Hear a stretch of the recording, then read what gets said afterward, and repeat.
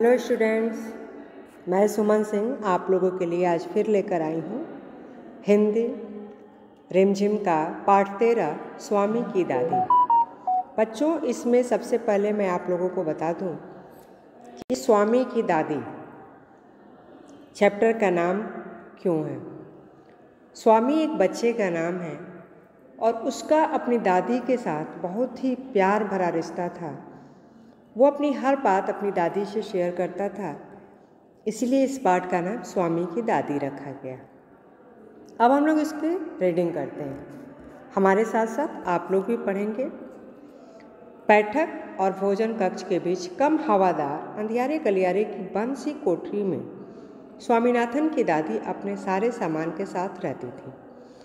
उनका सामान था 5 दरियों, 3 चादरों, 5 तकियों वाला भारी भरकम बिस्तर, पटसन के रेशे का बना एक वर्गाकार बक्सा और लकड़ी का एक छोटा बक्सा जिसमें तांबे के सिक्के, इलायची, लौंग और सुपारी पड़े रहते थे। अब बच्चों, इसमें सबसे पहले मैं बता दूं कि बैठक क्या होता है। भोजन कक्ष, और ये बैठक जो होता है आज की डेट में जो हम लोग डाइनिंग हॉल या ड्राइंग रूम जिसको बोलते हैं, तो डाइनिंग कक्ष यानी कि डाइनिंग रूम मतलब भोजन कक्ष हो गया, और बैठक मतलब हमारा ड्राइंग रूम जहाँ पर कोई भी गेस्ट आते हैं तो वहाँ पे बैठते हैं, तो ये वही बैठक है। और भोजन कक्ष के बीच कम हवादार यानी कि जहाँ पे कम हवा आती थी उसी गलियारे, गलियारे का मतलब होता है बच्चों जो हमारा लॉबी होता है, जिसको हम लोग लॉबी बोलते हैं, उस गलियारे की एक बंद सी कोठरी में कौन रहता था? स्वामीनाथन की दादी। उनके पास ये इतने सारे सामान थे। क्या क्या था? 5 दरी थी, 3 चादर था, 5 तकिया था और एक भारी भरकम बिस्तर था, और उसमें उनका एक बक्सा रहता था। उसी बक्से में उनके पास कुछ सामान थे जो तांबे के सिक्के थे, इलायची, लौंग और सुपारी पड़े रहते थे। रात के भोजन के बाद स्वामीनाथन दादी के पास उनकी गोद में सिर रखे लौंग इलायची की गंध भरे वातावरण में अपने को बहुत प्रसन्न और सुरक्षित महसूस कर रहा था। बड़ी प्रसन्नता से भरकर वो बोला, ओह दादी, तुम नहीं जानती राजम कितनी ऊंची चीज़ है। उसने दादी को राजम और मणि की पहले दुश्मनी और फिर दोस्ती की कहानी सुनाई। बच्चों, यहाँ पर स्वामी जो है वो अपनी दादी को अपने एक दोस्त, जिस दोस्त का नाम क्या होता है? राजम होता है। उस राजम के बारे में वो बार बार अपनी दादी को कोई भी उसके बारे में बताना चाहता है, और वो क्या करता है? वो राजम और मणि नामक एक बच्चे की पहले दुश्मनी और फिर उनकी दोस्ती की कहानी वो अपनी दादी को सुनाता है। अब वो क्या बताता है, सुनिए। तुम्हें पता है उसके पास सचमुच की पुलिस की वर्दी है? स्वामीनाथन बोला। यानी किसके पास? राजम के पास। दादी बोलती है, सच? उसे पुलिस की वर्दी क्यों चाहिए? दादी ने पूछा। तो इस पर अब स्वामीनाथन क्या बता रहा है कि उसके पिता पुलिस अधीक्षक हैं, वह यहाँ की पुलिस के सबसे बड़े अफसर हैं। दादी काफ़ी प्रभावित हुई। उनका सच में काफ़ी बड़ा दफ्तर होगा, उन्होंने कहा। फिर उन्होंने उन दिनों की कहानी सुनाई, शुरू की जब स्वामीनाथन के दादा रौबदार सब मजिस्ट्रेट थे, जिसके दफ्तर में पुलिस वाले कांपते हुए खड़े रहते थे। उनसे डरकर खूंखार से खूंखार डाकू तक भाग खड़े होते थे। अब ये कौन बता रहा है? स्वामी जो है वो अपने दोस्त राजम के पिता के बारे में बता रहा है कि वह पुलिस अधीक्षक हैं। पुलिस अधीक्षक का मतलब कि जो कमिश्नर होता है। यहाँ पे ये देखिए, पुलिस अधीक्षक का मतलब कमिश्नर।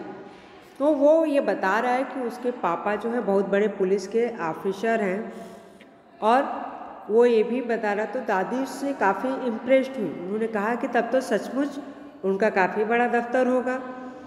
अब उसके बाद जब दादी ने उसके बारे में सुना, तब दादी किसके बारे में फिर कहानी बताने लगी?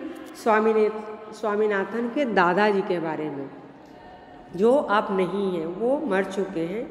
तो वो अब स्वामी के दादा के बारे में भी बता रही है कि तुम्हारे दादाजी भी सब मजिस्ट्रेट थे यहाँ पर, और उनके डर से सारे पुलिस वाले कांपते रहते थे। उन्होंने बहुत बड़े बड़े खूंखार डाकुओं को भी मारा था, जिसके हमारे दादाजी के नाम से वो डाकू भी भाग खड़े होते थे। स्वामीनाथन अधीर होकर उनकी कहानी खत्म होने का इंतजार करने लगा, लेकिन दादी बोलती ही गई, इधर उधर भटकती हुई, अलग अलग समय पर घटी घटनाओं को गड्ढमड करती हुई। गड्ढमड मतलब जो होता है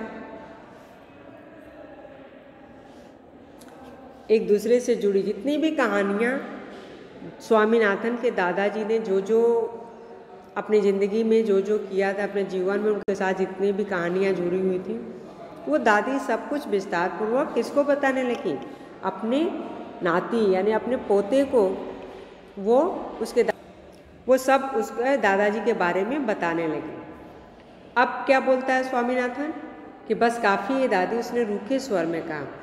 चूँकि स्वामी जो है अपने दादाजी के बारे में बहुत कुछ सुन चुका था, बचपन से वो सुन रहा था, तो उसे कोई इंटरेस्ट नहीं था अपने दादाजी के बारे में जानने की। तो वो बहुत रूखे स्वर में बोलता है कि दादी अब बस भी करो, और भी कुछ बताना है कि अब ख़त्म हुई? तो मैं तुम्हें राजन के बारे में बताना चाहता हूँ। जानती हूँ उसे गणित में कितने नंबर मिलते हैं? अब यहाँ पर देखो बच्चों, स्वामी और उसकी दादी दोनों एक दूसरे के बारे में बताना चाहते हैं। स्वामी किसके बारे में बात करना चाहता है? अपने दोस्त राजम के बारे में। और दादी किसके बारे में बात करना चाहती हैं?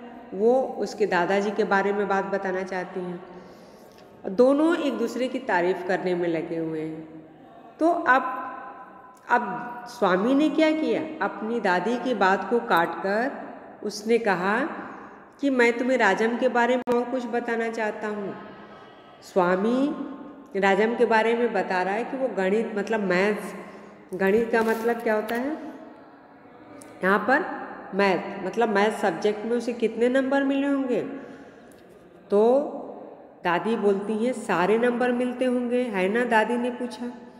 अरे नहीं, उसे 100 में से 90 मिलते हैं।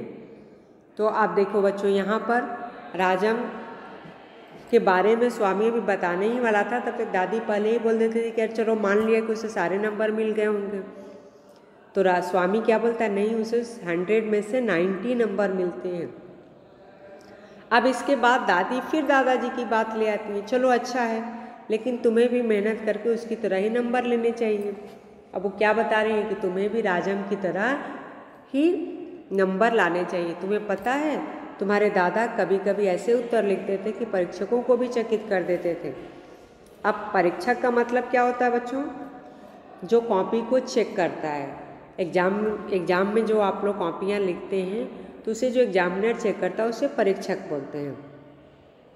अब दादी जो है यहाँ पर फिर जो है दादाजी के बारे में बात बताने लगी कि तुम्हें पता है स्वामी, तुम्हारे दादाजी क्या क्या लिखते थे? ऐसा लिखते थे कि जो एग्जामिनर होते थे कॉपी चेक करने वाले, वो भी आश्चर्यचकित हो जाते थे। किसी सवाल का जवाब देने में भी दूसरों के मुकाबले 10वां हिस्सा वक्त लेते थे। यानी कि वो ये बताना चाहती हैं कि तुम्हारे दादाजी जो बिना समय गंवाए कोई भी प्रश्न का उत्तर तुरंत दे देते थे, और वो किसी का वेट नहीं करते थे कि कौन जवाब देगा। इससे पहले कि कोई कुछ बोले वो उसका तुरंत जवाब दे देते थे। और फिर उनके जवाब इतने शानदार होते थे कि कभी कभी उन्हें अध्यापक उन्हें 200 नंबर तक दे देते थे। अब बच्चों यहाँ तुम समझ सकते हो कि दादी भी दादाजी की कितनी तारीफ़ कर रही थी, कितनी अंधी तारीफ़ कर रही थी कि वो क्या बोलती हैं कि मतलब तुम्हारे दादाजी इतना अच्छा पढ़ने में थे कि और इतना अच्छा लिखते थे एग्ज़ाम में कि एग्जामिनर जो है 100 में से उनको 200 नंबर दे देता था। अब ये सारी बातें स्वामी को हजम नहीं होती थी, क्योंकि उन्हें पता था स्वामी को कि 100 में से 200 नंबर किसी को नहीं मिलते हैं। तो बच्चों आज के इस चैप्टर में इतना ही, और इसके आगे का वीडियो मैं नेक्स्ट डे आपको भेजूँगी, और मेरे साथ साथ आप भी इस चैप्टर को पढ़ेंगे और इसे अच्छे से रीड करने की कोशिश करेंगे। चलो, धन्यवाद बच्चों।